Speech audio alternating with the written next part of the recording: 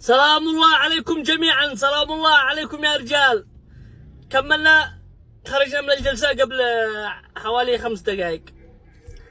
أهم شيء القاضي أجل الجلسة، مش أجل الجلسة، أجل بالحكم للثلوث، مش هذا القادم. إن شاء الله الحكم النهائي خلاص كتب حكم إن شاء الله بالبراءة، وما بش عليهم شيء، والشعب داري ما بش عليهم شيء، والقضاء داري ما بش عليهم شيء، ويخرجوا بإذن الله الثلوث بعد القادم إن شاء الله.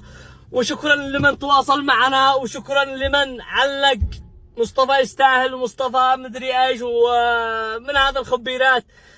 نشكركم من كل الأعماق، نشكركم جدا جدا، وشكرا. مصطفى يسلم عليكم كلكم ويقول لكم شكرا لوقفتكم معه ومع الإعلاميين، وقفتوا وقفة رجل واحد.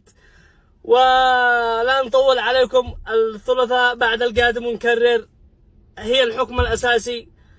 والسلام عليكم ورحمة الله وبركاته.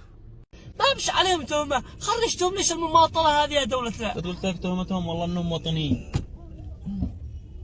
يا لو سمحتوا يا منعاه، يا بحق العيش والملح اللي بين دولتنا واحنا، بحق العيش والملح. ما بش عليهم شيء، إذا به عليهم شيء خرجوهم ذلحين، وإذا به شيء عليهم استدعيتوهم والله لا يلبوكم، واحنا بنحضرهم احنا إذا ما جوش.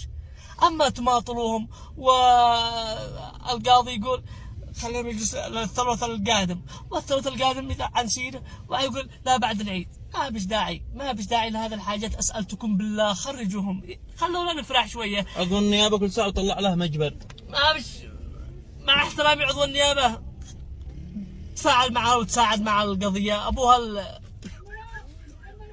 لو سمحت. بيخزن بيندع تخادير وبيندع لك تخادير ما بترحمش. الله يفك أسرهم، والجلسة القادمة يوم الثلاث دعواتكم يا رجال بإذن الله.